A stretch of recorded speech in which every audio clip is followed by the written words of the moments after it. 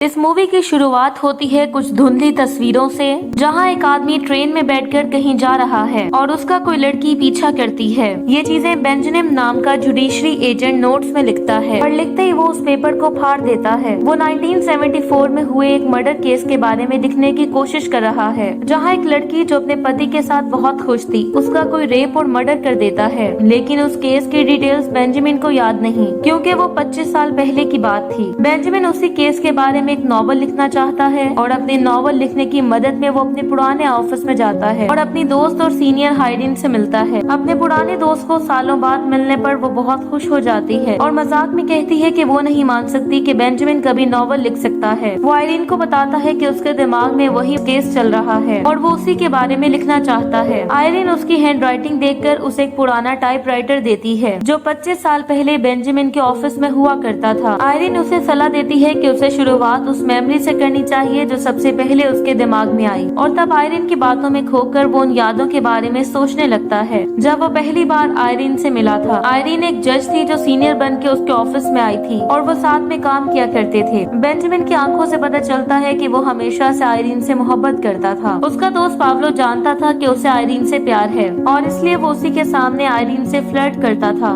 Benjamin के पास एक दिन लिलियाना मोरालेस नाम की लड़की का केस आता है। इन्वेस्टिगेशन के वक्त वो उसके पति रिकार्डो से मिलता है। उसकी हालत देखकर बेंजामिन को उसके लिए बहुत बुरा लगता है। एक दिन जब अपने ऑफिस में बेंजामिन आयरीन और पाब्लो के साथ काम कर रहा था तो दूसरा चीफ जस्टिस जो बेंजामिन का कंपेटिटर है आके उनके बॉस को बताता है कि मोरालेस केस सॉल्व हो चुका है और 2 इमिग्रेंट मजदूरों को इस आरोप में पकड़ लिया गया है। ये सुनकर बेंजामिन जेल में उनसे मिलने जाता है और उनसे इन्वेस्टिगेशन करता है। उन दोनों से इन्वेस्टिगेशन करने पर बेंजामिन को पता चलता है कि उन दोनों को जबरदस्ती टॉर्चर करके झूठ उगलवाया गया है। ये सुनकर वो गुस्से में उस चीफ जस्टिस को पीटता है और उसके खिलाफ केस करने की बात करता है। आयरीन बीच में आकर उसे शांत करती है। तब बेंजामिन अपने दोस्त पाब्लो को ढूंढता है, लेकिन पाब्लो जो एक शराबी है हमेशा की तरह उसे एक बार में मिलता है। वो उसे घर में छोड़ने जाता है, लेकिन पाब्लो की पत्नी उसे घर में लेने से इनकार कर देती है और बेंजामिन से कहती है कि उसे पाब्लो को जहाँ लेकर जाना है ले जाए। जिसके बाद बेंजामिन उसे अपने घर ले आता है। वो उस केस में पर्सनली इन्वॉल्व होने लगता है और उस रात वो रिकार्डो से मिलने उसके घर जाता है। वो केस में इन्वॉल्व लोगों को बेहतर समझने के लिए उन दोनों की पुरानी तस्वीरें देखता है और रिकार्डो उन्हें उनके रिश्ते के बारे में बताता है। वो बेंजामिन से कहता है कि जिसने भी ये किया है उसे मौत की सजा नहीं मिलनी चाहिए, क्योंकि मौत बहुत आसान सजा है उसके लिए। सजा के तौर पर उसे अपनी पूरी जिंदगी अकेले बितानी होगी, तभी उसकी बीवी और उसे इंसाफ मिलेगा। ये बातें करते करते बेंजामिन की नजर उन तस्वीरों में एक आदमी पर पड़ती है जो हर वक्त लिलियाना को ही देख रहा था। बेंजामिन हमेशा से मानता था कि आंखों में ही सच्चाई छुपी होती है और आंखें कभी झूठ नहीं बोलती, और इसी वजह से उस आदमी गोमेज पर बेंजामिन को शक होने लगता है। आयरीन बेंजामिन से पूछती है कि उसे इतने सालों बाद इस केस के बारे में क्यों लिखना है, जिसपे वो कहता है कि इस केस को वो कभी भूल ही नहीं पाया था। बस वो अपनी जिंदगी और काम में इतना बिजी हो गया था कि वो इस केस पर ध्यान नहीं दे पाया था। अब जब वो रिटायर है तो वो इस केस पे ध्यान दे सकता है। मोरालेस अपनी पत्नी के उस दोस्त को ढूंढने निकलता है जिसपे बेंजामिन को शक था। वो अपने दर्द को छुपाने की कोशिश करता है पर अपने आप को संभाल नहीं पाता। वहीं दूसरी तरफ बेंजामिन उस लड़के गोमेज की घर की तलाशी लेने जाता है, लेकिन उसे वहाँ कुछ नहीं मिलता क्योंकि गोमेज वहाँ से अपना सामान लेकर फरार हो चुका था। बेंजामिन का बॉस भी उसे केस को भूल जाने के लिए कहता है और आयरीन भी उसे यही कहती है, पर बेंजामिन बिना पाब्लो की मदद लिए गोमेज के घर पहुँचता है। वो गोमेज की बूढ़ी माँ के बाहर जाते ही घर के अंदर जाता है और उसे गोमेज की भेजी हुई कुछ चिट्ठियाँ मिलती है, लेकिन उस पर उन्हें कोई एड्रेस नहीं मिलता, जिससे उन्हें ये समझ आता है कि गोमेज जानता है कि पुलिस उसे ढूंढ रही है। उन चिट्ठियों को लेकर वो दोनों सही वक्त पे वहाँ से बाहर निकलते हैं, पर उनके बॉस को खबर मिल जाती है कि वो दोनों चोरी छुपे गोमेज के घर गए थे। इस बात से उन्हें काफी कुछ सुनना पड़ता है। आयरीन उसे सस्पेंशन से तो बचा लेती है, लेकिन उसे गुस्सा आता है कि बेंजामिन ने उसे बताए बगैर ये सब कुछ किया था, और फिर वो बताती है कि उस केस को क्लोज किया जा रहा है। एक दिन बेंजामिन को मोरालेस एक स्टेशन पे बैठा हुआ मिलता है। बेंजामिन उससे माफी मांगता है कि वो इसके लिए कुछ कर न सके। अब मोरालेस उसे बताता है कि वह हर रोज किसी न किसी स्टेशन पर उस आदमी का इंतजार करता है जिसने उसकी पत्नी को मारा है, इस उम्मीद से कि कभी न कभी तो उसे वहाँ आना पड़ेगा और उसे उसकी सजा मिलेगी। बेंजामिन मोरालेस का अपनी मरी हुई बीवी से इतना प्यार देखकर ये सोचने लग जाता है कि कोई किसी से इतनी मोहब्बत कैसे कर सकता है। वो आयरीन से एक जरूरी बात करने के लिए मिलता है, लेकिन वो जिस बात की तवक्को करती है वो बात उससे बिल्कुल भी नहीं करता। वो उसे मोरालेस के बारे में बताता है और कहता है कि उसकी आंखों में से सच्चा प्यार देखा है और वो चाहता है कि इस केस को फिर से ओपन किया जाए, वरना मोरालेस हमेशा के लिए इसी वक्त में अटका रह जाएगा। और आयरीन मान जाती है। अगले दिन पाब्लो बेंजामिन को फिर से उसी बार में मिलता है, पर इस बार वो शराब पीने नहीं बल्कि केस के बारे में सोचने के लिए वहाँ जाता है। वो कहता है कि एक आदमी सब कुछ छोड़ सकता है लेकिन अपने पैशन को नहीं छोड़ सकता, और गोमेज का पैशन है फुटबॉल। वो लोग इसी सुराग को ध्यान में रखकर गोमेज का पीछा करते हैं और एक फुटबॉल स्टेडियम में उसे ढूंढने लगते हैं। बहुत देर उसे ढूंढने के बाद आखिरकार उनकी नजर गोमेज पे पड़ती है और वो पूरे स्टेडियम में उसके पीछे दौड़कर उसे फाइनली पकड़ लेते हैं। आयरीन कहती है कि बिना गोमेज के और पुलिस की इन्वेस्टिगेशन के वो उससे कोई भी सवाल नहीं कर सकती, क्योंकि उन्हें ये नहीं पता कि गोमेज असली कातिल है या नहीं। पर बेंजामिन उसे कहता है कि उसे पूरा यकीन है कि गोमेज कातिल है, पर वो आयरीन को समझा नहीं पाता कि उसे ऐसा क्यों लगता है। वो अंदर जाता है और गोमेज से पूछताछ करने लगता है। पूछताछ के दौरान उसे गोमेज के बयान से ऐसा कुछ नहीं मिलता जिसकी बेस पर वो उसे पकड़ सके, लेकिन जब आयरीन अंदर आती है तो गोमेज की आंखों में देखकर उसे सब पता चल जाता है कि गोमेज किस किस्म का आदमी है, और वो उससे गुनाह कबूल करवाने पर उकसाती है। वो उसकी मर्दानगी पर सवाल उठाते हुए कहती है कि उसमें ऐसी हिम्मत ही नहीं कि वो कुछ कर सके, जिससे गोमेज गुस्से में आकर आयरीन पे अटैक कर देता है और अपना गुनाह कबूल कर लेता है। बेंजामिन तभी स्टेशन पर जाकर मोरालेस को सब बताता है, पर कुछ दिनों बाद उन्हें खबर मिलती है कि गोमेज को जेल से निकाल दिया गया है और वो इंटेलिजेंस के लिए अब एक जासूस का काम करता है, और इस सब के पीछे उस आदमी का हाथ है जिसे बेंजामिन ने नौकरी से निकलवाया था। वो आदमी उन दोनों से कहता है कि असली दुनिया में न्याय की कोई जगह नहीं, और बेंजामिन से कहता है कि उसे आयरीन के साथ रहना छोड़ देना चाहिए, क्योंकि उसकी आयरीन के आगे कोई औकात नहीं। उन्हें काफी कुछ कह के उन दोनों को यहाँ से बाहर निकालता है, और बाहर जाते हुए उनके साथ ही लिस्ट में गोमेज भी जाता है, जो इशारों में उन्हें बताता है कि वो अब किस पोजीशन में है। वो दोनों उसके सामने कमजोर महसूस करते हैं और हार के वहाँ से निकलते हैं। मोरालेस को जब ये पता चलता है तो वो बेंजामिन का शुक्रिया अदा करता है और वहाँ से निकल जाता है। बेंजामिन आयरीन से बात करना खत्म कर देता है, जिस पर वो आके बेंजामिन से कहती है कि उसे इतना नहीं सोचना चाहिए, और वो चाहती है कि बेंजामिन उससे ऐसा कुछ कहे जिससे वो अपनी शादी तोड़ दे। बेंजामिन पहले तो समझ नहीं पाता कि आयरीन का इस बात से क्या मतलब है, पर फिर वो उसे कॉफी पर ले जाने की बात करता है। वो दोनों रात में मिलने का फैसला करते हैं। तभी बेंजामिन को किसी से पता चलता है कि पाब्लो की बार में किसी से लड़ाई हो गई। वो उसे अपने घर ले जाता है। अपने घर पर वो उसे छोड़कर पाब्लो की पत्नी से मिलने चला जाता है।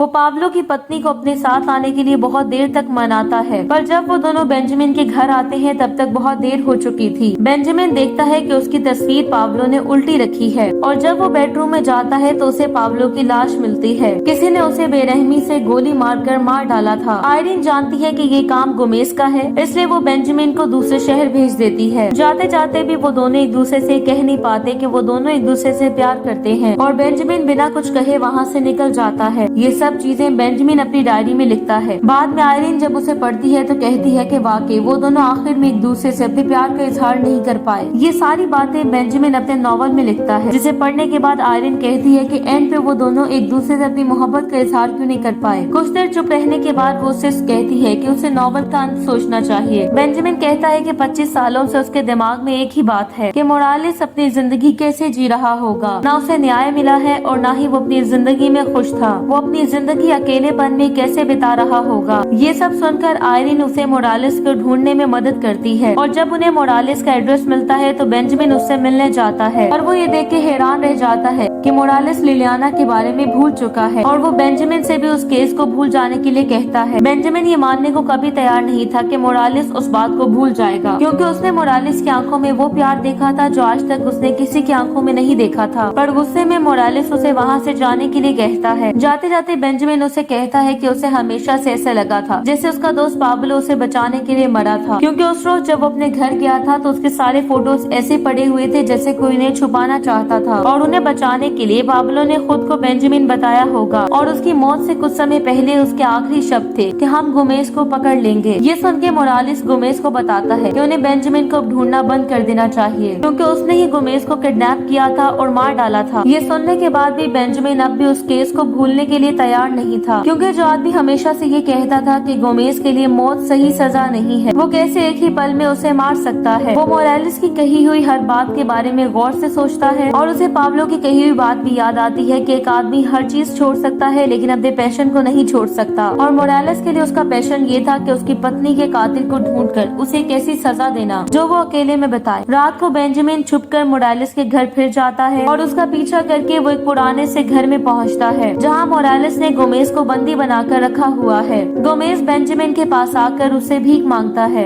ये कहकर कि वो उस आदमी से सिर्फ एक बार बात करने के लिए कहे, क्योंकि 25 सालों से मोरालेस ने उससे एक शब्द भी नहीं कहा और उसने गोमेज को एक ऐसी जिंदगी दी है जिससे बेहतर मौत है। ये देख के बेंजामिन वहाँ से निकलता है और सीधा आयरीन के पास जाता है, इस दफा उसे अपने प्यार का सीधा इजहार करने। और अब इसे कोई फर्क नहीं पड़ता कि इससे उन दोनों के बीच सब कुछ उलझ जाए। इसी के साथ ये मूवी एंड हो जाती है। Thank you so much for watching.